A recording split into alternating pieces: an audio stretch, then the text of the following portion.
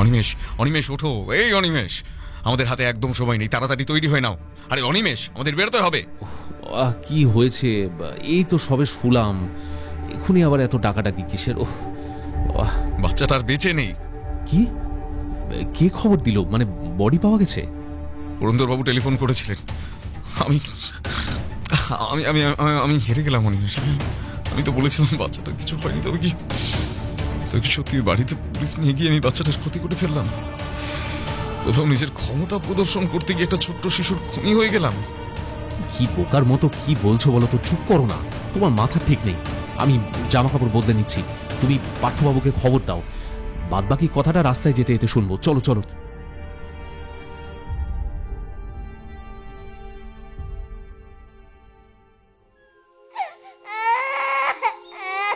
উফ, এই আওয়াজটা বন্ধ করো তো। দিন রাতের এই ঘ্যানো ঘ্যানো শুনতে আর ভালো লাগছে না, বিরক্তিকর। এত তাড়াতাড়ি সবকিছুর প্রতি বিরক্তি এলে যে বাদবাকি জীবনটা সংশোধনাগারে কাটাতে হবে। কেন, তুমিও কি বর্দার দলে নাম লিখিয়েছো নাকি? তোমরা থামবে? এখন নিজেদের মধ্যে ঝগড়া করার সময় নয়।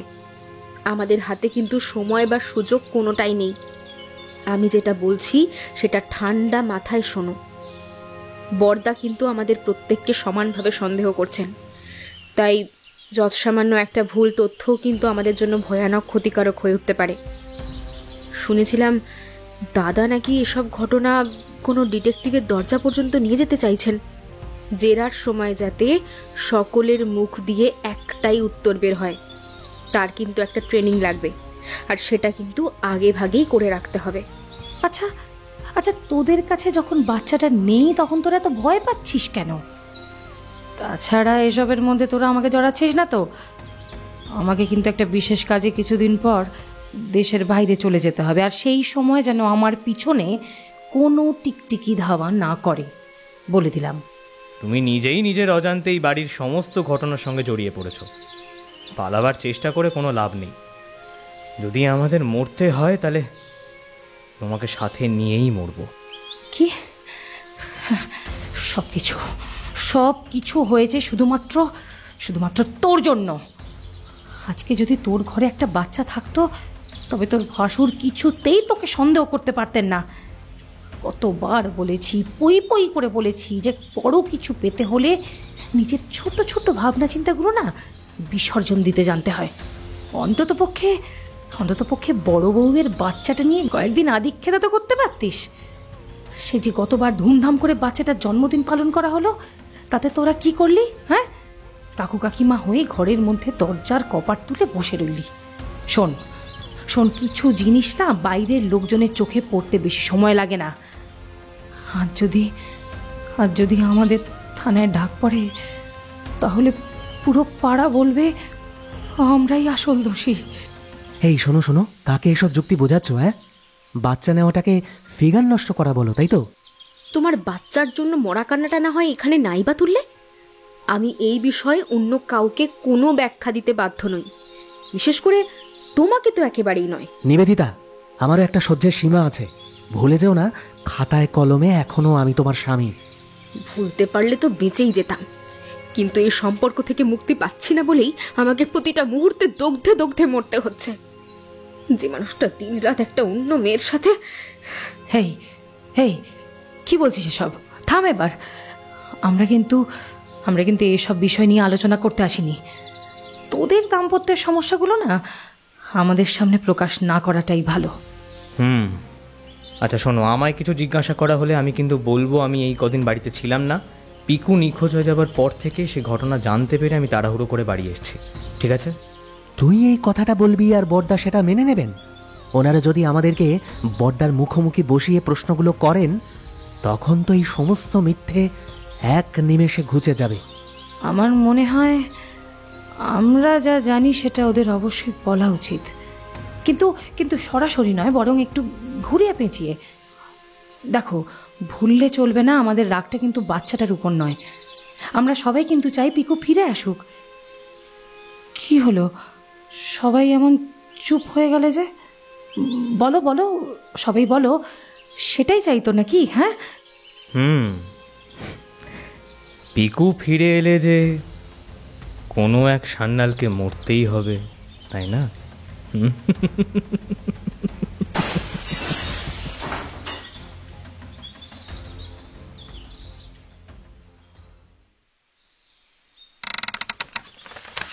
আরাম কেদারায় দুলতে দুলতে মুখের উপর খবরের কাগজটা ঢাকা দিয়ে রেখে অনিরুদ্ধ চোখ বন্ধ করে কিছু হয়তো ভাবছিল।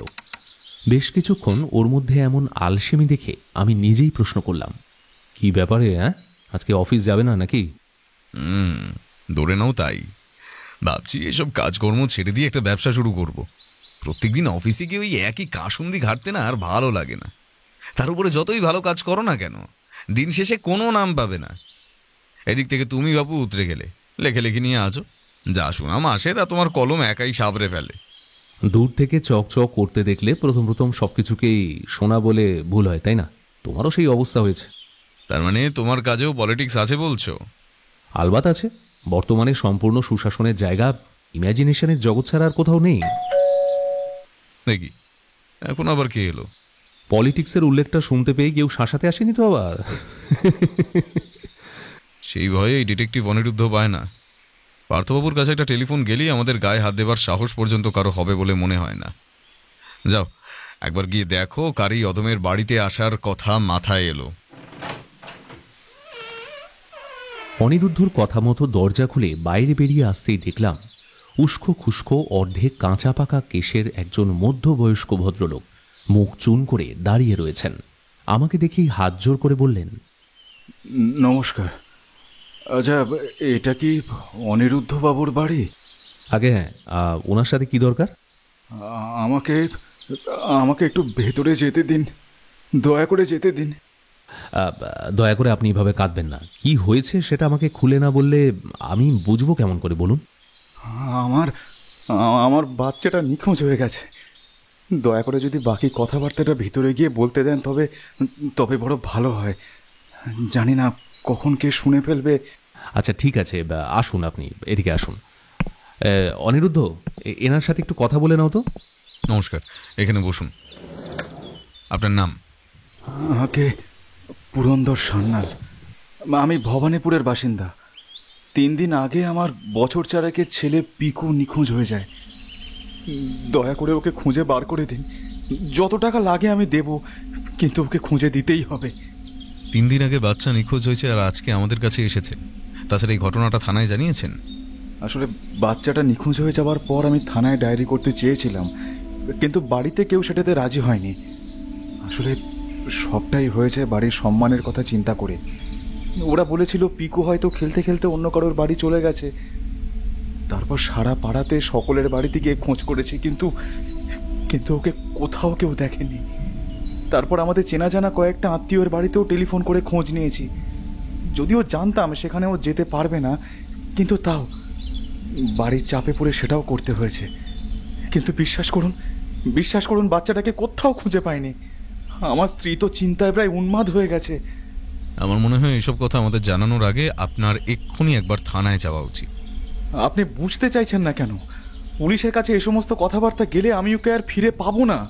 তার মানে আপনার বাচ্চাটাকে কেউ মেরে ফেলতে চাইছে? আসলে আমার খুব ভয় করছে। আমার মনে হচ্ছে কেউ আমাদের উপর প্রতিনিয়ত নজর রাখছে। একটু এদিক ওদিক হলেই আমার ছেলেটার বিপদ হতে পারে। আপনার কোনো প্রবল ক্ষমতাশালী শত্রু রয়েছে? হ্যাঁ আছে, শুধু বাইরে নয় ঘরেও আছে। আর এই কারণেই তো আমি এত ভয় পাচ্ছি।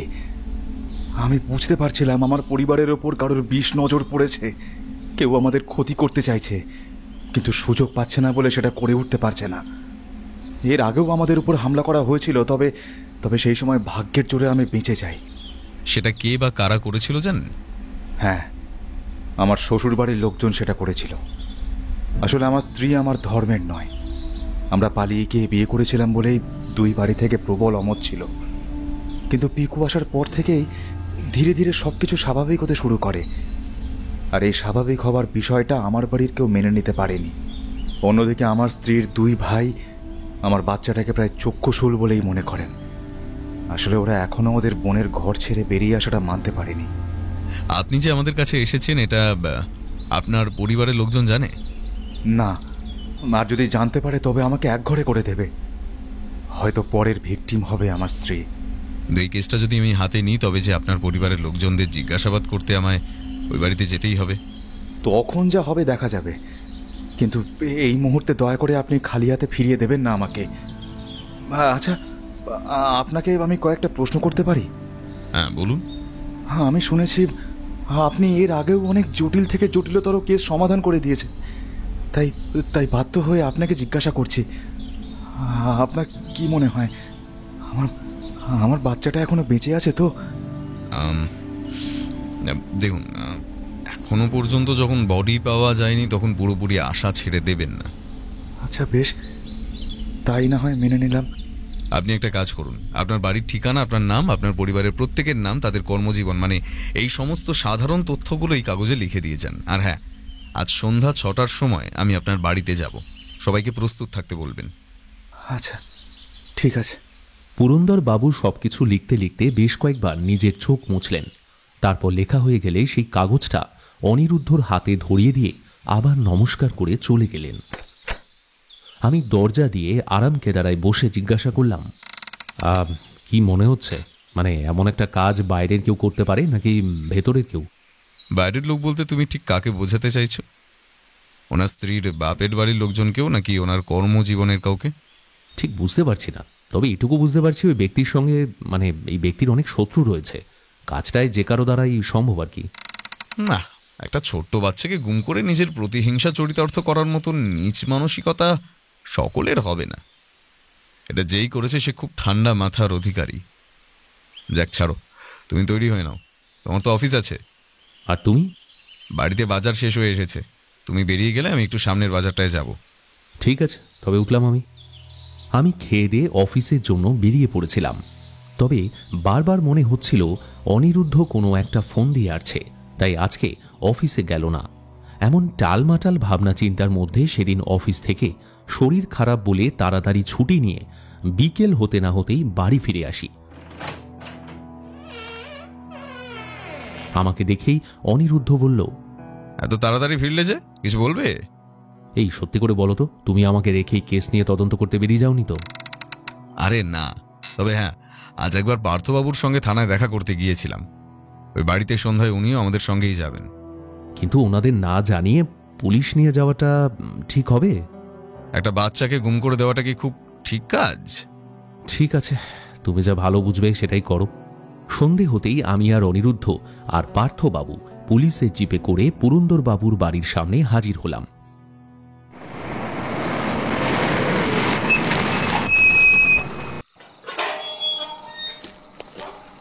বাড়িটা খুব বেশি পুরনো বলে মনে হলো না, তবে বাইরে থেকে দেখলেও ভিতরের স্বাচ্ছন্দ্য অবস্থা বেশ আন্দাজ করাই যায়। কলিং বেলটা বেজে উঠতেই ভিতর থেকে একজন উত্তর দিলেন, এই তো যাই। পুরন্দরবাবু বাড়িতে আছেন? হ্যাঁ, তা আছেন, কিন্তু আপনারা কারা? সঙ্গে আবার পুলিশ হয়েছে কেন? সেটা একটু পরেই জানতে পারবেন। আগে পুরন্দরবাবুকে এখানে ডেকে দিন। ডাকতে হবে না, আপনাদের অপেক্ষাতেই ছিলাম, ভিতরে আসুন। আগে দাদাবাবু, মেজ বৌঠান কয়েকদিন বাইরের কাউকে ভেতরে ঢুকতে দিতে মানা করেছেন। ওনারা আমার আত্মীয়, তাছাড়া এই বাড়িটা একা মেজ বৌঠানের কথায় চলবে না। যে তোমাকে এটা বলেছে তাকে গিয়ে বলে দিও যে এই বাড়িতে থাকতে গেলে আমার কথাও শুনতে হবে, আর যদি সমস্যা হয় তবে অন্য কোথাও পথ দেখতে বলো।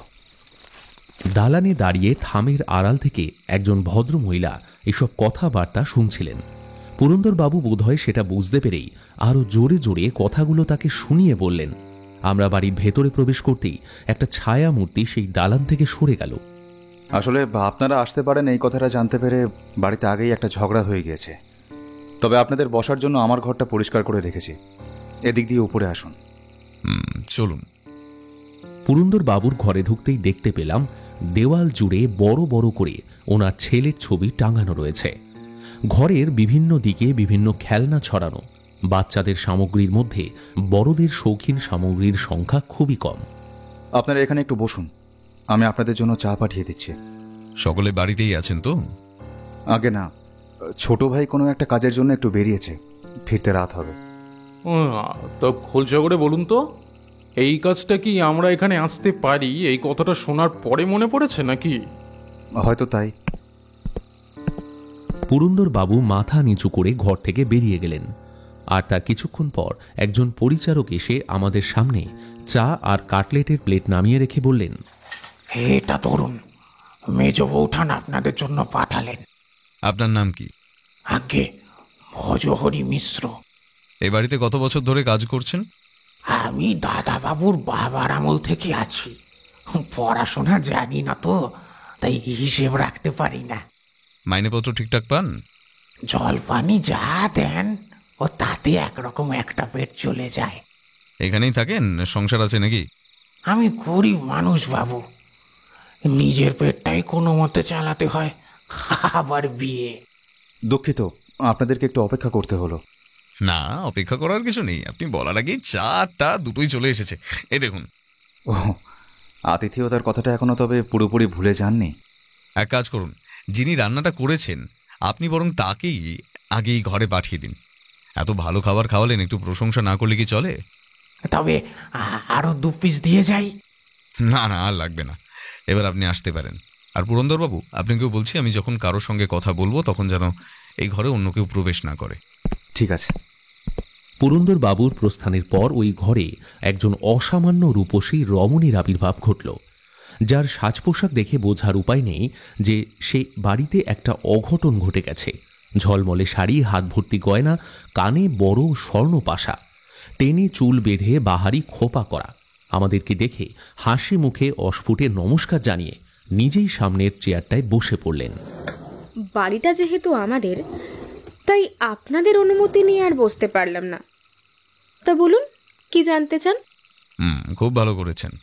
আপনার চশমার ফ্রেমটা তো খুব স্টাইলিশ, নিশ্চয়ই ব্র্যান্ডেড। হ্যাঁ, ঠিকই ধরেছেন। আমি আবার সস্তার জিনিসপত্র ঠিক গায়ে তুলতে পারি না। আপনার হাতের রান্নাও খুব সুস্বাদু। অনেক ধন্যবাদ। আচ্ছা, আপনাদের বাড়ি থেকে যে একটি বাচ্চা উধাও হয়ে গেছে, এটা নিয়ে আপনার কি বক্তব্য রয়েছে? বক্তব্য তো অনেক কিছুই রয়েছে, তবে আপনাদেরকে তো বড়দা এখানে নিয়ে এসেছেন, তাই আমার মতামত হয়তো আপনাদের তেমন পছন্দ হবে না। বিষয়টা পছন্দ অপছন্দের নয়, আপনি যা কিছু জানেন সেটা খুলে বলুন। এটাই পুরো গাফিলতিটাই দিদি ভাইয়ের। উনি কখনোই নিজের বাচ্চাকে আমাদের হাতে ছাড়তেন না। সারাক্ষণ বাচ্চাকে ঘরের মধ্যে বন্দি করে রেখে একটা পাগলে রূপান্তরিত করছিলেন। আমি একেবারে নিশ্চিত পিকু নিজের মায়ের এই ব্যবহারে ক্ষুব্ধ হয়ে লুকিয়ে লুকিয়ে বাইরে খেলতে গিয়েছিল। আর যেহেতু এতদিন পর্যন্ত ঘরে থেকে বাইরের রাস্তাঘাট কিছুই চেনে না, তাই হয়তো বাইরে গিয়ে কোনো একটা অ্যাক্সিডেন্ট হয়েছে, নয়তো ওকে কেউ কিডন্যাপ করেছে হয়তো। পুরন্দরবাবু বললেন এই ঘটনাটা আপনাদের জন্য উনি থানায় জানাতে পারেননি। আপনাদের বাঁধা দেওয়ার কারণটা কি? দেখুন, এখন আমার শ্বশুরমশাই অথবা শাশুড়ি মা দুজনের মধ্যে কেউই তো জীবিত নেই, কিন্তু এই বাড়িতে কখনো পুলিশ ঢোকানো নিয়ে ওনাদের ঘোর আপত্তি ছিল, তাই আমরাও চাইনি এই বাড়ির সম্মানটা নষ্ট হোক। তার মানে যে জীবিত রয়েছে তাকে খুঁজে পাওয়ার থেকেও বর্তমানে জীবিত নেই তাদের মান সম্মানের বোধটা আপনাদের কাছে বেশি বড় হলো। এগুলো আপনি বাড়ির পুরুষ মানুষদের সাথে বসে একটু আলোচনা করে নেবেন। দেখুন, শুধুমাত্র তো বাচ্চার জন্ম দিলেই হয় না, বাচ্চাকে বড় করার জন্যও তো একটা টেকনিক জানতে হয়। দিদিভাই তো বাচ্চাটাকে জন্ম দিয়েই সব দায় ঝেড়ে ফেলে দিয়েছিলেন। তাছাড়া বাচ্চাটা তো বেশিরভাগ সময় আয়ার কাছেই বড় হয়েছিল। আচ্ছা, ওনার সঙ্গে কি সামান্য কিছু কথা বলা যায়? ওনাকে আপনারা কোথায় পাবেন? দাদা সেই আয়ার খরচা টানতে পারেনি বলেই তো আয়াকে ছাড়িয়ে দেওয়া হয়েছিল। আর এটা নিয়ে বাচ্চাটার মনে একটা চাপা কষ্টেরও সৃষ্টি হয়েছিল। বাচ্চাটা বেশ কিছুদিন ধরে বাড়িতে কারোর সাথে কোনো কথাবার্তাও বলতো না। আসলে দিদিভাই বাচ্চাটাকে তেমন সময় দিতে পারতেন না। ওনাদের তো ইন্টারকাস্ট ম্যারেজ হয়েছিল, এটা নিশ্চয়ই আপনাকে বলা হয়েছে। আমার শাশুড়ি মা কিন্তু এই শোকেই ধীরে ধীরে মৃত্যুর কোলে ঢলে পড়েছিলেন। পিকুর মা কি কোনো কাজ করেন? না না, সেসব করলে তো বুঝতাম যে সংসারে দুটো টাকা এসেছে। আসলে 2 দিন পরপরই না এই দিদি ভাইয়ের বাপের বাড়ির মানুষজন অসুস্থ হয়ে যায়, তাই বাচ্চাটাকে ফেলে ওকে ওখানেই ছুটতে হয়।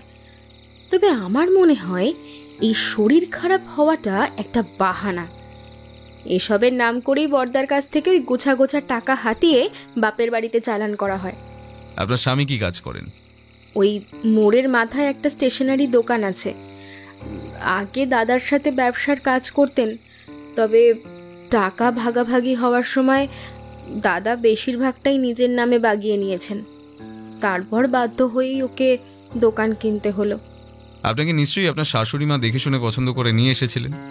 হ্যাঁ, এই বাড়ির প্রত্যেকটি বউয়ের মধ্যে আমি সব থেকে বেশি শিক্ষিত। বাহ, আপনার কয়টি সন্তান রয়েছে? এখনো পর্যন্ত নেই, তবে খুব শীঘ্রই নিতে পারি। আসলে এতদিন পর্যন্ত তো বাড়িতে একটা ছোট বাচ্চা ছিল, তাই নিজের ঘরের বাচ্চার অভাবটা ঠিক বুঝতে পারিনি। দেখুন, বড়দের মধ্যে যতই ভেদাভেদ থাকুক, বাচ্চাদের সঙ্গে তো আর সেসব খাটে না। তার মানে আপনি ধারণা করে ফেলেছেন যে ওই অভাববোধটা আর পূরণ হবে না, তাই তো? আপনি কি আমার কোনো কথায় আমাকে সন্দেহ করছেন?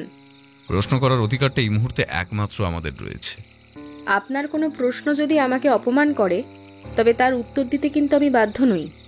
দেখুন, উনি যা জিজ্ঞেস করছেন ভালোই ভালোই সবটা বলে দিন, কারণ আমাদের সঙ্গে থানায় যেতে হলে কিন্তু এর থেকেও খারাপ অবস্থা হতে পারে। আশ্চর্য, অন্যের ঘরের চাল উড়েছে আর তার দায় আমার ওপর চাপাচ্ছেন। কারণ সেই একই ছাদের তলায় যে আপনিও থাকেন। আমি কিন্তু আপনার নামে মানহানির মামলা করতে পারি। ঠিক আছে, আগে আমার প্রশ্নের উত্তরটা দিন, তারপর একেবারে জিপে করে থানায় নিয়ে যাব। মামলাটা করা হয়ে গেলে আপনাকে আবার ওই জিপে করেই বাড়ি পাঠিয়ে দেওয়া হবে। দেখুন, আমি সত্যি জানি না বাচ্চাটা কোথায়। তাহলে তো বাড়িটা সার্চ করতে হয়। এভাবে কোনো নোটিশ ছাড়া কিন্তু আপনি আমাদের ঘর সার্চ করতে পারেন না। নিবেদিতা দেবী, আমি অনিমেষ, অনিরুদ্ধর সহকারী বন্ধুও বলতে পারেন। ওয়ারেন্ট আমাদের নিশ্চয়ই আছে, সঠিক জায়গায় সেটা আমরা দেখিয়েও দেব। পার্থবাবু, আসুন। দাঁড়ান, আরে আরে এ কি? আরে আমার কথাটা শুনুন। পুরন্দর বাবু আমাদের দেখে ছুটতে ছুটতে এসে বললেন, এ কি, আপনারা চলে যাচ্ছেন নাকি? না, এই পুরো বাড়িটা এক্ষুনি সার্চ করতে চাই। এখন আসলে অনেকটা রাত হয়ে গেছে তো, আগে সকলের সঙ্গে কথা বলে নিলে হতো না? আসলে বাড়ি সার্চ করার বিষয়টাতে আমিও ঠিক রাজি নই। ব্যাস, তাহলে তো হয়েই গেল। যিনি আপনাদের ধরে এনেছিলেন স্বয়ং, তারই যখন আপত্তি রয়েছে, এর ওপর তো আর কোনো যুক্তি খাটে না। এভাবে কি করা উচিত আর কি অনুচিত তা নিয়ে বেশ কিছুক্ষণ দ্বন্দ্ব চলল। অনিরুদ্ধ কিন্তু কারো কথা শুনবার মতো পাত্রই নয়। শেষমেশ ওর জেদের কাছে সকলকেই দমতে হলো। ও, আপনার নামটাই তো জানা হয়নি। আপনার নামটা বলুন আর প্রথমে আপনার ঘরেই নিয়ে চলুন। আমার নাম নিবেদিতা সান্যাল, আর আমার ঘরটা নিচতলায়। আমরা সিঁড়ি বেয়ে নিচতলায় এসে পৌঁছতেই নিবেদিতা দেবী একটি পরিপাটি করে সাজানো ঘরের দিকে আঙুল তুলে জানালেন ওটাই ওনার ঘর। আমরা ঘরের ভেতরে প্রবেশ করতেই একজন ভদ্রলোক প্রায় চিৎকার করেই বললেন, এ কি, আপনারা কারা? এখানে কি চাই? কিছু জিজ্ঞাসা না করে এভাবে ঘরের মধ্যে ঢুকে এলেন? ভজরি, এই ভজরি! কাজের লোককে ডেকে কোনো লাভ নেই, ও কিছু জানেও না। এনারা সবাই না তোমার গুণধর বর্দার ডেকে আনা গুন্ডা। মুখে যা আসছে তাই বলে অপমান করে যাচ্ছেন, আর প্রতিবাদ করতে গেলেই থানায় ধরে নিয়ে যাবেন বলছেন। আপনারা এই মুহূর্তে এখান থেকে বেরিয়ে যান, এটা ভদ্রলোকের বাড়ি। রাত বিরেতে একটা বদ্ধ পাগলের কথায় জ্বালাতন করবেন না মশাই। আর দাদা, তোমাকেও বলছি, ছেলে ছেলে করে তো এমন পাগল হয়ে উঠেছ, হ্যাঁ? এই বাড়িতে যে আরো দুটো পরিবার থাকে সেটা তোমার মাথাতে নেই। পার্থবাবু, আপনি একবার থানায় খবর দিন তো। আমার মনে হয় এভাবে হবে না, ফোর্স লাগবে। আর অনিমেষ, তুমি এভাবে দাঁড়িয়ে থেকো না, হাতের সামনে যা কিছু পাচ্ছ সেগুলো নেড়ে চেড়ে দেখো। খবরদার, এই জগমোহন সান্যাল বেঁচে থাকতে এই বাড়িতে কোনো পুলিশ আসবে না, আর কেউ কিছুতে হাতও দেবে না। খুব খারাপ হয়ে যাবে বলে দিচ্ছি। আজ থেকে 3 বছর আগে এই বাড়িতে থেকে একজন মারা গিয়েছিলেন, সেই সমস্ত হিসাব নিকাশ কি ভুলে গিয়েছিস? দাদা, এতগুলো বাইরের লোকের সামনে এভাবে আমাকে হেনস্থা করছো, তোমার লজ্জা করছে না? আমার দেওয়ালে পিঠ থেকে গেছে। বিলকিসকে সুস্থ করে তুলতে হলে পিকুকে খুঁজে বার করতেই হবে। একদম মুখে কুলু পেটে এখানে দাঁড়িয়ে থাক। আমি কিন্তু সবটা জানি। তুই তো জানিস আমার শরীরে মরার ভয় নেই বললেই চলে। আর যাদের জন্য বাঁচতে চাইতাম, সেই বাচ্চাটাই আজকে নিখোঁজ। পুরন্দর বাবুর কথাটা কানে যেতেই আমরা সকলেই একবার হাতের কাজ থামিয়ে ওনার দিকে ফিরে তাকালাম। ততক্ষণে নিবেদিতা দেবী তড়িঘড়ি ঘামতে শুরু করেছেন। দরজার কাছে পরিচারকটিও ভয় কাঠ হয়ে দাঁড়িয়ে। ঘরের মধ্যে অজস্র কাগজপত্র, নানা রকমের দামি দোয়াত, শৌখিন আসবাবপত্র, সোনার জল করা গয়না, কয়েকটা বিলিতি ছবি আর দম্পতির চিত্র ছাড়া সন্দেহজনক কিছুই পাওয়া যায়নি। আপনাদের এত বড় বাড়িতে বাগান আছে নিশ্চয়ই? হ্যাঁ আছে, তবে এখন ওখানে না যাওয়াটাই ভালো। ওখানে সাপের উপদ্রব রয়েছে। আপনার ছোট ভাইয়ের ঘরটা কোন দিকে? উপরের তলায়, কিন্তু আজকে ওর ঘর সার্চ করা যাবে না। ও বাইরে গেলে সবসময় নিজের ঘরের দরজায় তালা দিয়েই যায়।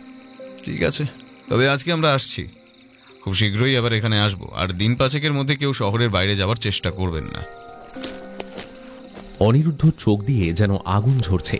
রাস্তায় নেমে আমাকে আর পার্থবাবুকে সিগারেট দিয়ে নিজেও একটা সিগারেট ধরালো। বলল, আমার মনে হয় বাড়ির ছোট ছেলেটা আজ বাড়ির ধারে কাছেই কোথাও ছিল, শুধু আমাদের সামনে আসবে না বলে আড়ালে আবডালে খেলাটা খেললো। তাহলে মানে ওকে খুঁজে বের করার পিছনে জোর করলে না কেন?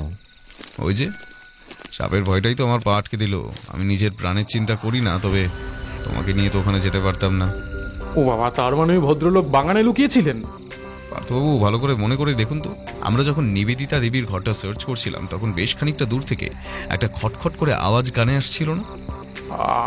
হ্যাঁ, সেটা পেয়েছি, তবে আমি ভেবেছিলাম ওটা হয়তো ওই টালির শব্দ।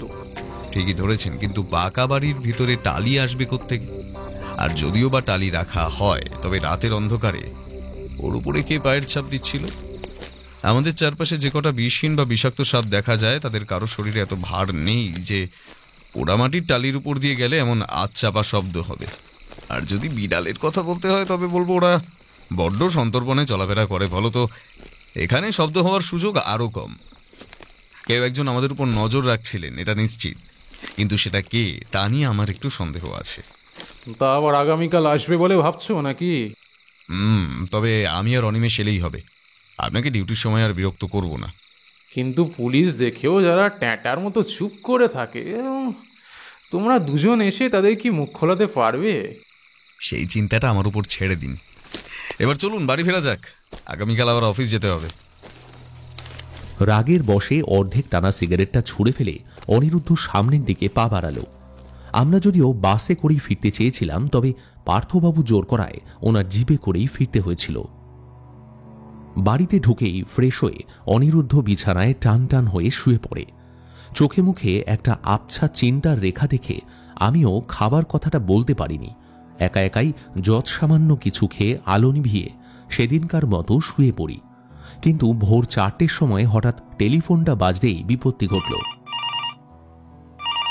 এত সকালে আবার কে ফোন করলো? হ্যালো, কে বলছেন? অনিরুদ্ধ বাবু, আমার সর্বনাশ হয়ে গেছে। আমি বলেছিলাম না, এই খবরটা থানা পর্যন্ত গেলে আমার পিকু আর প্রাণে বাঁচবে না। শিগগিরই কি হয়েছে সবটা খুলে বলুন। আজকে আমাদের বাড়ির সামনে একটা বড় বাক্সের মধ্যে ওর লাশটা কেউ যেন ফেলে রেখে গেছে। আমার স্ত্রী কোনো কথা বলছে না, একেবারে পাথরের মতো রাস্তায় বসে রয়েছে। সারা বাড়ির লোকজন কান্নাকাটি করছে। দয়া করে কিছু একটা করুন। আপনি চিন্তা করবেন না, আমরা আসছি। আর বডিটা কাউকে স্পর্শ করতে দেবেন না।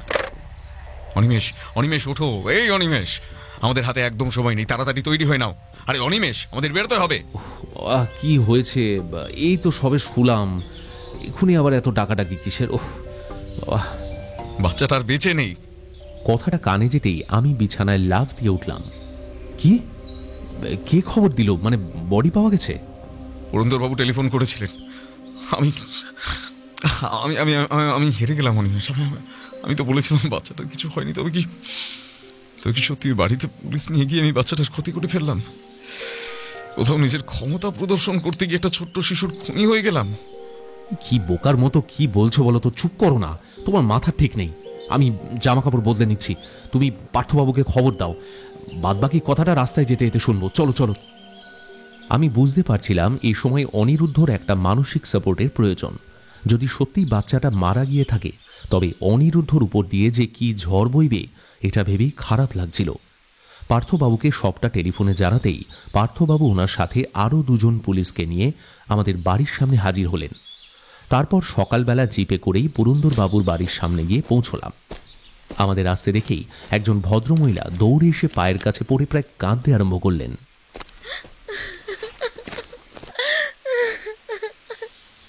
এই দেখুন, আমার স্বামী আপনাদের কাছে গিয়েছিলেন বলে আজ হাতে নাতে কি প্রতিদান পেয়েছি।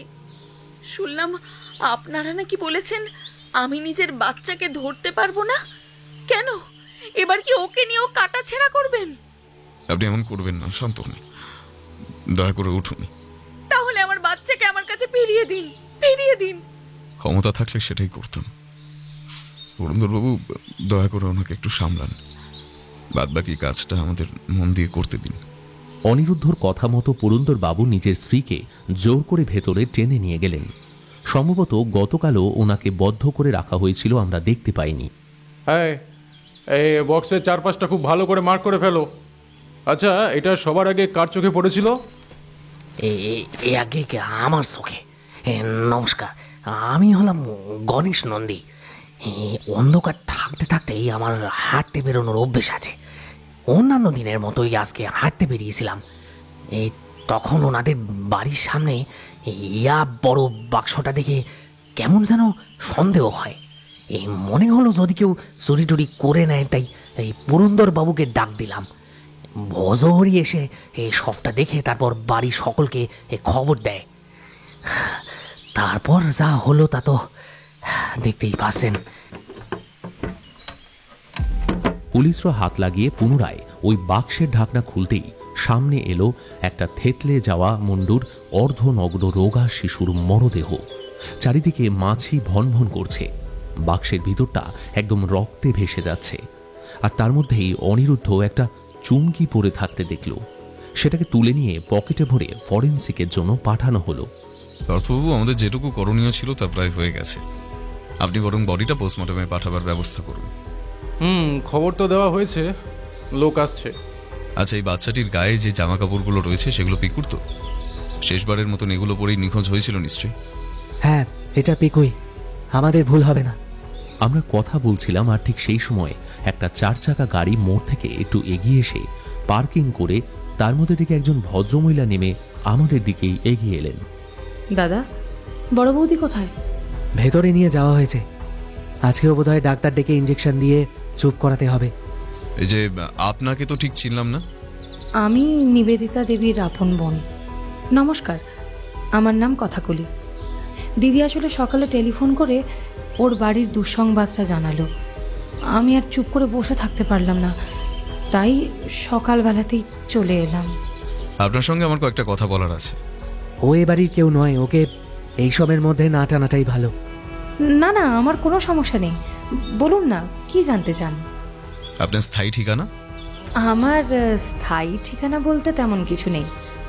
আসলে নাচের স্কুলের শিক্ষিকা তো, তাই যখন যেখানে ব্যাচ পড়ে তখন তার আশেপাশে একটা ঘর ভাড়া পেলেই থেকে যাই। আর খুব সমস্যা হলে বাবা অর্থ সাহায্য করেন। তার মানে আপনি এখনো অবিবাহিত? হ্যাঁ হ্যাঁ, তাই ধরে নিন। আমি মনে প্রাণে এখনো ব্যাচেলর। ঠিক আছে, আমরা এখন বডিটা নিয়ে হাসপাতালে যাচ্ছি। আগামীকাল আপনাদের সঙ্গে দেখা হচ্ছে। আচ্ছা, পিকুকে কি একবার দেখতে পারি? না, এখন আর সম্ভব নয়। খুবই খারাপ অবস্থা হয়েছে, তুমি দেখলেও ভয় পাবে। তোমার এসব না দেখাই ভালো। ও আচ্ছা। পিকুকে সাথে করে অনিরুদ্ধ সেদিন হাসপাতালে ছুট লাগালো। আসলে গাড়িতে বসে থাকার সময় রক্তের গন্ধে আমার গা গুলিয়ে উঠছিল। এটা বুঝতে পেরে অনিরুদ্ধ আমাকে পোস্টমর্টমের দোরগোড়া পর্যন্ত নিয়ে যায়নি। সেদিন সকালে উপোস থেকেই তৈরি হয়ে নিজের অফিসের জন্য বেরিয়ে পড়ছিলাম। অনিরুদ্ধ নিজেও বডিটা পার্থবাবুর ভরসায় রেখে নিজের অফিসে যায়।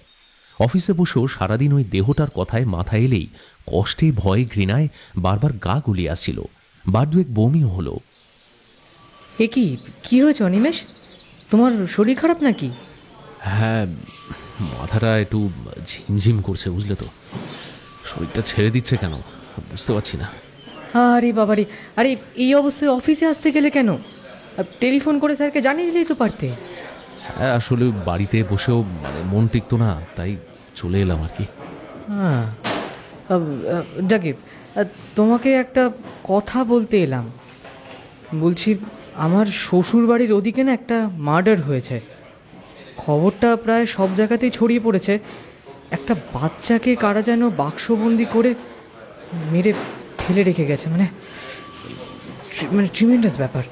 আমার স্ত্রী তো বললেন সবটাই নাকি সম্পত্তির লোভে। আমার স্ত্রী ওই পাড়াতেই ছোট থেকে বড় হয়েছে কিনা, তাই ওই বাড়ির মানুষজন কে কেমন সেটা খুব ভালো করেই জানে। তোমরা জানো কি না জানি না, তবে আজ একজন ভদ্রমহিলা বোরখা পরে আমাদের অফিসেও এসেছিল এই খবরটা কাগজে ছাপানোর জন্য। সেই ভদ্রমহিলা এখন কোথায়? স্যার খবরটা নেননি বলে রাগ করে গজগজ করতে করতে চলে গেলেন। শোনো, আমার শরীরটা না আবার খারাপ করছে। আমার মনে হয় আজকে বাড়ি চলে যাওয়াই ভালো হবে। এই বলছি, কাউকে সাথে পাঠাবো? না না, থাক, তার দরকার হবে না। আমি বাসে বসে থেকে অনেক চিন্তাভাবনা করলাম, কিন্তু কিছুতেই কোনো উত্তর পেলাম না। শেষমেশ বাড়িতে ঢুকে একটা কাগজের মধ্যে ছক কেটে সূত্র খুঁজতে লাগলাম। ঘড়ির কাঁটায় 5:30 বাজলে অনিরুদ্ধ ফিরল। আমি ওকে সমস্ত কথা খুলে বলতেই বলল, যে তোমার অফিসে গিয়েছিলেন সে কিছুতেই পুরন্দরবাবুর স্ত্রী হতেই পারেন না। ওনার যে অবস্থা তাতে সন্তানের মর্মান্তিক খবর প্রচার করে আসল রহস্য উদ্ঘাটন করার মতন মানসিক অবস্থা ওনার নেই। তাহলে এমন কাজ কে করতে পারেন? দাঁড়াও, কলটা নিয়ে নি। হ্যালো, হ্যাঁ বলুন। আচ্ছা, আপনি শিওর তো? তাই, এতটা দূর? বুঝেছি। হ্যাঁ নিশ্চয়ই, আমরা আসছি। কে ফোন করেছিলেন? একটা রাঘব বোয়াল জালে তুলতে হবে, চলো। এই তো এলে, এই জামা কাপড়ে বেরিয়ে যাবে? হাতে সময় খুব কম, চলে এসো। অনিরুদ্ধ আমাকে নিয়ে বাসে করে পুরন্দর বাবুর বাড়ির উদ্দেশ্যে রওনা দিল। পথে যেতে যেতে আমাদের দুজনের মধ্যে আর একটাও কথাবার্তা হয়নি। ওদিকে পুরন্দর বাবুর বাড়ির সামনে গিয়ে দেখলাম পুরো বাড়িটার চারিদিকে পুলিশ পোস্টিং করা হয়েছে। ভিতর থেকে কান্নার শব্দ ভেসে আসছে। বাইরে পার্থবাবু পায়চারি করতে করতে আমাদের জন্য অপেক্ষা করছেন। অনিরুদ্ধ বলল, কান্নাকাটিতে একাধিক গলার স্বর শুনতে পাচ্ছি বলে মনে হচ্ছে। তার মানে ভিতরে ভিতরে ভয় পেয়েছেন। সাথে মহিলা পুলিশও এনেছি, একটু বেগতিক দেখলেই তুলে নিয়ে যাব। আপনারা আসুন। আরে দরজা খুলুন। আসুন, ভিতরে আসুন। কোনো খবর পেয়েছেন? অনেক কিছু পেয়েছি। সবাইকে একটা ঘরে বসতে বলুন। কিন্তু ভাই যে এখনো ফেরেনি, আর তাছাড়া আমার স্ত্রীকে ডাক্তারবাবু জাগতে বারণ করেছেন। ও চোখ খুললেই নিজেকে শেষ করে ফেলতে চাইছে। ওই দুজনকে আপাতত আমার প্রয়োজন নেই। আগে কানটা টানি, মাথা আপনিই আসবে। পুরন্দর বাবু কিছুক্ষণের মধ্যেই ওনাদের হল ঘরে আমাদের বসার ব্যবস্থা করে দিলেন। আপনাদের জন্য একটি সুখবর আছে। যে বাচ্চাটিকে পাওয়া গেছে সে মোটেও পিকু নয়। প্রথম দিন পুরন্দরবাবুর ঘরে বসে পিকুর ব্যবহার করা একটা খেলনা থেকে পিকুর একটা চুল আমি সংগ্রহ করে নিয়ে যাই। আজ ডিএনএ টেস্ট করে দেখা গেছে বর্তমানে খুঁজে পাওয়া বাচ্চাটির সঙ্গে ডিএনএ ম্যাচ করছে না। তবে এই বাচ্চাটি মারা যাওয়ার পর ওর গায়ে ওই জামা প্যান্টগুলো পরিয়ে দেওয়া হয়েছে। তাহলে তাহলে আমার ছেলে এখন কোথায়? সেটা তো নিবেদিতা দেবী বলবেন। কে, ঠিক বললাম তো? আমি কিছু জানি না, দয়া করে আমাকে ছেড়ে দিন। আমি কিছু জানি না।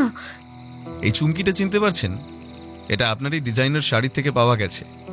এটা কিভাবে ওই বাক্সের ভিতরে গেল সেই ব্যাখ্যাটা দিন। আমি যদি ধরেও নিই একটা বডি খুঁজে পাওয়ার পর সেটাকে দেখতে গিয়ে আপনার পোশাক থেকে এটা খসে পড়েছে, তবে তবে তো এটা ওপরের দিকে পাওয়ার কথা, কিন্তু সেটা না হয়ে এটা বাক্সের গভীরে কি করে পাওয়া গেল? আমি সত্যি বলছি, আমি কিছু করিনি। বেশ, তবে বাকি কথা থানায় গিয়ে হবে। না না, এটা করবেন না। ও অসুস্থ। পিকুকে খুঁজে পাওয়া যাচ্ছিল না বলে ও নিজেও চিন্তায় প্রায় প্রায় আধখানা হয়ে গিয়েছিল। দিন রাত আপনার এই বাড়িতে পড়ে থাকার কারণটা একটু আমাদের কাছে স্পষ্ট করে বলুন তো। ওর সাথে আমার দেওরের বিয়ে হবে, তাই মাঝে মধ্যে এই বাড়িতে এসে থাকে। কতদিন বেচারা একা একা দিন কাটাবে? কথাগুলি দেবী, আপনার হবু স্বামী এখন কোথায়? আমি জানি না। আমার ধৈর্যের পরীক্ষা নেবেন না। আমি স্বীকার করছি, আমি ওই বাক্সে পিকুকে বন্দি করেছিলাম। ও খেলতে খেলতে প্রায়শই আমার ঘরে আসতো, আর এটা ওটা নিয়ে ঘাটাঘাটি করে তারপর পালিয়ে যেত। একে তো নিজের সংসারের অসুখী জীবন, আর তার উপরই শ্বশুর শাশুড়ির অপছন্দ করা বড় বউয়ের সাজানো সংসার। এসব দেখে আমার হিংসে হতো। পিকু আসার পর থেকে আমাদের সংসারের চেহারাটা একেবারে বদলাতে শুরু করে। আমার মনে হয়েছিল এই ছেলেটা বেঁচে থাকলে একটা সময় আমার হাত থেকে সব কিছু কেড়ে নেবে। তারপর বাচ্চাটা একটা বিরক্তি জন্মায়। নিজের ঘরেও কাউকে আনার কথা আমি ভুলে যাই। একদিন আমি বড়দার ঘরে চা দিতে গিয়ে শুনতে পাই বড়দা ওনার স্ত্রীর সাথে এই বাড়ি নিয়ে কি সব আলোচনা করছেন। আমাদের ছেলেটা বড় হলে এই বাড়ির মধ্যেকার সকল দূরত্ব ঘুচিয়ে দেবে। তুমি মিলিয়ে নিও। হ্যাঁ গো, আমিও তো আশা করি না। তুমি শুধু ছেলেটাকে হাতিয়ার করে ভাগাভাগির খেলায় নেমো না প্লিজ, তাতেই হবে। বোকার মতন কথা বলো না। আমি হলাম গিয়ে এই বাড়ির বড় ছেলে, সব থেকে বেশি আমার পাওনা গন্ডা থাকার কথা। তাছাড়া ব্যবসা থেকে জগমোহনকে যেমন তিলে তিলে সরিয়ে ফেলেছি, তেমনি এই বাড়ি থেকেও তাকে সরিয়ে ফেলবো। ওর কুষ্টিতে মেয়ের বাপ হওয়ার কথা লেখা আছে। কন্যা সন্তান বিয়ে দিতে গেলে আবার ভাগ বটে ওরা কিসে? আর বাকি রইল বল্লভ, ওর কথা আমি হিসাবেই আনি না। জগমোহনকে টিকতে না দিলে ও আপসে মেজো ভাইয়ের পিছে পিছে অন্য পথ দেখবে। আমরা পাপ করছি না তো? নিজেদের ভবিষ্যৎ সুরক্ষিত করতে চাইলে এইটুকু অপরাধ করাই যায়। আর তাছাড়া সম্পত্তি যখন বাপের, তখন এত ভয় কিসের? যদি এই বাড়িটা আমাদের ছেলের নামে হয়, তাহলে তোমার ব্যবসার কাজে আমার ভাইটাকেও একটা জায়গা দিও। সব হবে, সব হবে। শালাবাবুদের সাথে আমার আগেই সব কথা হয়ে গেছে। তোমার বাবাকে বলো তোমাদের এই বড় পুকুরটা আমার নামে করে দিতে। দেখো, তোমার ভাইদের বিয়ে হয়ে গেলে কিন্তু তখন আরো সমস্যায় পড়বে। না গো, এই তো এত ঘন ঘন বাপের বাড়ি গিয়ে কয়েকদিন খুব করে কষ্টের কাঁদুনি গিয়ে এসেছি। মা তো প্রায় বাবাকে দিয়ে কসম খাইয়ে নিয়েছে, বাবা থাকতেই আমাকে যেন কিছু না কিছু দিয়ে যান। কে কে ওখানে? কে আমাদের ঘরের বাইরে আড়ি পাচ্ছ? তাড়াতাড়ি ওঠো। এখানে তো শুধু কাপ প্লেট পড়ে রয়েছে। মেজ বউ তো রূপচর্চা করতে ব্যস্ত। তবে কি ভজহরি এসেছিল নাকি কথা কলি?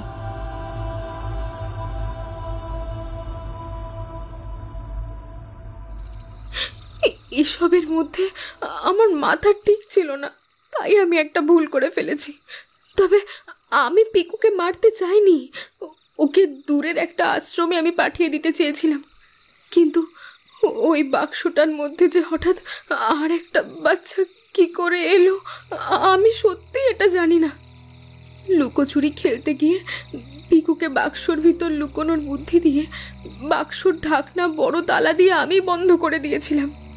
যদি কেউ ওকে বার করে আনতেও চাইতো, তাহলেও তো একটা আঘাতের চিহ্ন থাকার কথা। বাইরে আপনার জন্য গাড়ি দাঁড়িয়ে রয়েছে, চলে আসুন। আমি আমি আপনাদের পায়ে পড়ছি, আপনাদের পায়ে পড়ছি। কথা বাড়িয়ে সময় নষ্ট করবেন না, দয়া করে আমাদের সহযোগিতা করুন। আর পুরন্দরবাবু, আপনার ছোট ভাইয়ের কর্মস্থলের ঠিকানাটা দিন তো। এই যে, এটা ওর অফিসের কার্ড। নিবেদিতা দেবীকে সঙ্গে করে পার্থবাবু থানায় গেলেন। আমি আর অনিরুদ্ধ সেদিন হাসপাতালে গিয়ে বাচ্চাটার বিষয়ে খোঁজ খবর নেওয়ার চেষ্টা করলাম, কিন্তু তাতে খুব একটা লাভ হয়নি।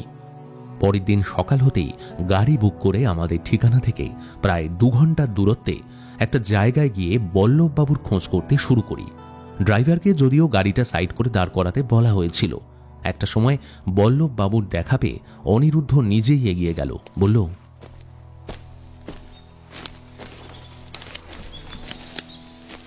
দাদা, একটা সিগারেট হবে? বল্লভবাবু আমাদের আপাত মস্তক পর্যবেক্ষণ করে অনিরুদ্ধর দিকে একটা সিগারেট এগিয়ে দিলেন। আগুনটা দিন তো। আপনি বল্লভ সান্যাল তো? হ্যাঁ, কিন্তু আপনাকে তো ঠিক। ডিটেকটিভ অনিরুদ্ধ। ভদ্রলোক অনিরুদ্ধর নাম শুনে পালাতেই যাচ্ছিলেন, তবে অনিরুদ্ধ ওনার কলা চেপে ধরে বলল, এত তারা কিসের? দাঁড়ান দাঁড়ান, এত ব্যস্ততার মাঝে একটু ভাব জমাবো বলে এলাম, আর এইভাবে ফাঁকি দিয়ে চলে যাচ্ছেন। আরে দয়া করে আমাকে ছেড়ে দিন না, আমি কিছু জানি না। কেন এভাবে আমার পিছনে পড়ে আছেন বলতে পারেন? আবার আমাদের বাবা, আগে নিজে বাঁচো বাছাধন, হ্যাঁ, তারপর নিজের দাদা বৌদির চিন্তা করবে। আচ্ছা, আপনার স্ত্রী ঠিক কিভাবে মারা যায় বলুন তো? ওর মারাত্মক সন্দেহবাতিক রোগ ছিল। আমার সাথে কাজকর্ম নিয়ে নিত্যদিন ঝগড়া লেগেই থাকতো। আমার বাইরে কাজ করতে আসাটা ওর খুব একটা পছন্দ নয়। ধীরে ধীরে একটু মানসিক ভারসাম্য হারিয়ে যায়, আর তারপর রাতের বেলা সেদিনকে হুট করে আত্মহত্যা। এর বেশি আমি কিছু জানি না। কিন্তু তখন কোথায় ছিলেন? দেখুন, আমি রাতে ঘুমের ওষুধ খেয়ে ঘুমাই, তাই সকাল হওয়ার আগে কিছু ঘটলেও আমি স্বভাবতই টের পাই না। কোনো অশান্তির কারণে উনি আপনাকে সন্দেহ করতেন? একটা কাজ করুন, আপনি বরঞ্চ আজ রাতে প্ল্যান চেট করে ওনাকে ডেকে আনুন, তারপরে ওনার থেকে সবটা জেনে নেবেন। বুদ্ধি বুদ্ধিটা মন্দ নয়, তবে একেবারে হচ্ছে না। কেউ ডাকলে সাড়া নাও দিতে পারেন, তাই আপনাকেও সঙ্গে যেতে হবে। দেখুন অনিরুদ্ধবাবু, এটা আমার কাজের জায়গা, এখানে এইভাবে আমাকে বিরক্ত করবেন না। আপনাদের বাড়ির কেচ্ছাগুলো এখানে জোরে জোরে বলতে শুরু করলে কাজটা থাকবে তো? তোমাকে ওরা খুঁজছে। নাটক তো জমে উঠেছে। ড্রাইভার, গাড়ি ঘোরাও। চালাকি করার চেষ্টা করলে একটা গুলিতে দুজনের মাথা ঝাঁঝরা হয়ে যাবে। অনিরুদ্ধ সত্যি সত্যি পকেট থেকে একটা রিভলভার বার করে বল্লভ বাবুর দিকে তাক করে ধরল। আমি নিজেও ওর হাতে রিভলভার দেখে অবাক হয়ে গেলাম।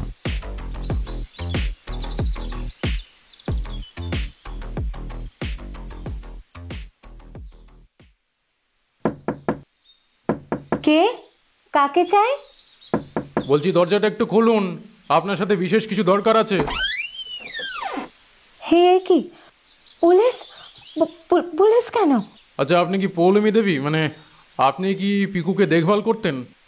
আগে হ্যাঁ, কিন্তু সে তো বেশ কয়েক মাস আগের কথা, তাই না? এখন তো আমি অন্য জায়গায় কাজ করি। একবার কি ভেতরে যাওয়া যাবে? আচ্ছা আচ্ছা, আসুন। আপনার চোখ মুখ দেখেই বোঝা যাচ্ছে যে আমি ঠিক কি জিজ্ঞাসা করতে পারি সেটা আপনি আগাম বুঝতে পেরেছেন। হ্যাঁ, আমি নিরুপায় ছিলাম। আমার মনে হয়েছিল যার সাথে অন্যায় হয়েছে তার জন্য এইটুকু তো করা যেতেই পারে। একজন নির্যাতিতার পরিবারের পক্ষে দাঁড়াতে আমি এইটুকু অন্যায় করেছি। তার জন্য যদি আমার কপালে জেল হেফাজত লেখা থাকে তবে তাই সই। কিন্তু আমার মতন চুনোপুটিকে না ধরে আসল মাথাটার পিছনে ছোটার চেষ্টা করুন। আগামীকাল পিকুর বাড়িতে চলে আসবেন, সময় সন্ধে 7টা। ঠিক আছে। আর বাচ্চাটার কি আপডেট? আপনি যেখানে আমিও সেখানে। আমার যতটুকু কাজ ছিল আমি ঠিক ততটুকুর তথ্যই জানি। মুখ খোলানোর পদ্ধতি আমাদের খুব ভালো করেই জানা আছে। আজকে উঠি। অনিরুদ্ধ একে একে সকলকে জড়ো করে পার্থ বাবুর কাছে শেষ কথা উগরানোর জন্য পাঠাতে থাকে। তবে খুব বেশি লাভ হয়েছে এটা বলতে পারবো না। তারপর চলে আসে সেই অপেক্ষার সন্ধে। শেষবারের মতন সবাই পুরন্দর বাবুর হলঘরে একে অপরের দিকে তাকিয়ে অন্তিম পর্বের জন্য অপেক্ষা করতে থাকি। পৌলমী দেবী, এবার বলে ফেলুন তো পিকু কোথায়? আমি জানি না। আপনার উপর সবকিছু নির্ভর করে রয়েছে, এভাবে মিথ্যে বলবেন না। নিবেদিতা দেবীকে জেল হেফাজতে নেওয়ার পর ভজহরিকে চাপ দিয়ে আমি একবার এই বাড়িতে সকলের অলক্ষ্যে এসেছিলাম। আর ঠিক সেই সময় নিবেদিতা দেবীর ঘরে মৃতদেহ উদ্ধার করা বাক্সটির চাবি খুঁজে পাই। খুব স্বাভাবিকভাবেই তাতে মাত্র একজনের হাতের ছাপ থাকার কথা ছিল, কিন্তু তার পরিবর্তে একটা অন্য ছাপ খুঁজে পাই।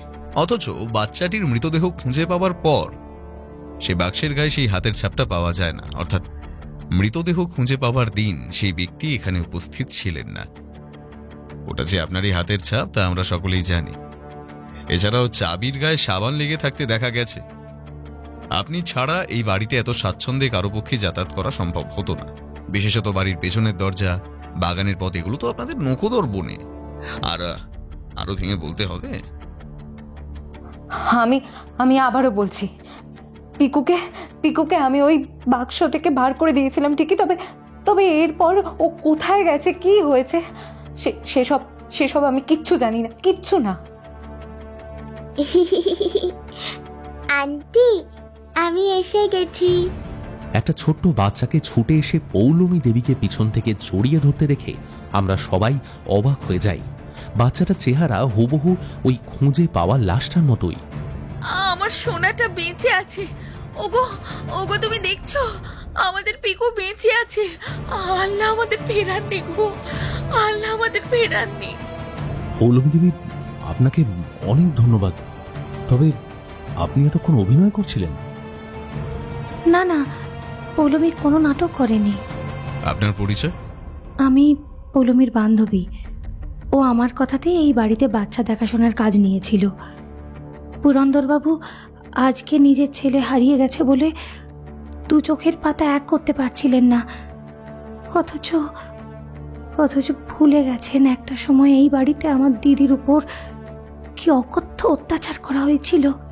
সেই মানুষটা কতদিন ভালো করে খেতে পায়নি, তো রাত ভালো করে ঘুমোতে পারিনি। তোমার দিদি? এসব কি বলছো তুমি? কে তুমি? ভালো করে আমার মুখের দিকে চেয়ে দেখুন তো, কারো মুখের সাথে মিল পাচ্ছেন কিনা। তার মানে তুমি জাগরির বোন?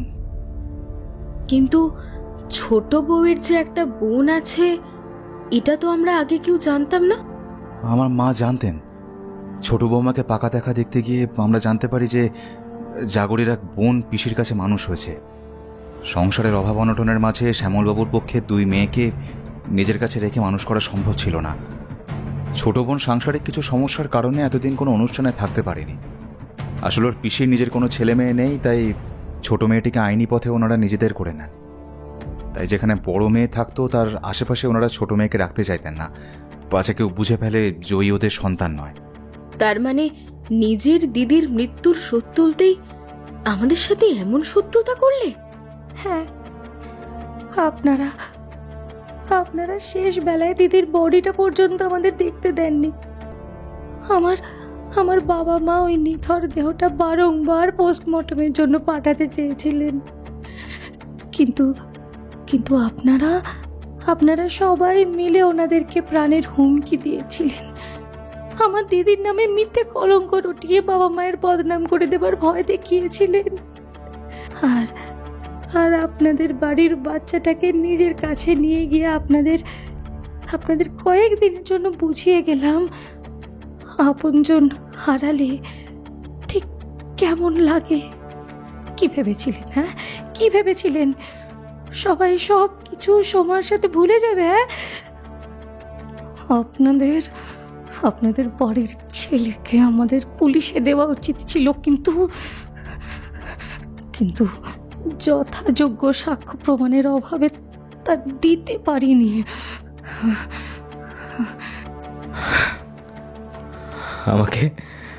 আমাকে ক্ষমা করে দাও। তোমার মতো নোংরা মানসিকতার মানুষকে কি সত্যি ক্ষমা করা যায়? হ্যাঁ,